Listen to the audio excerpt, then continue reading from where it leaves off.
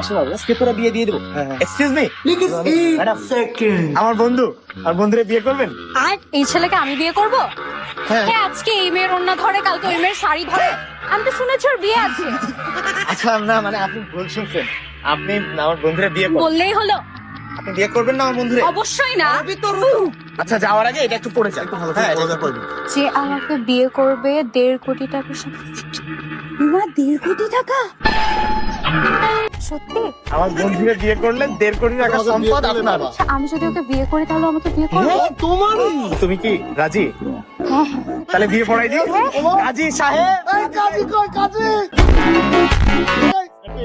হয়ে গেছে। আল্লাহুম্মা আমিন আমিন।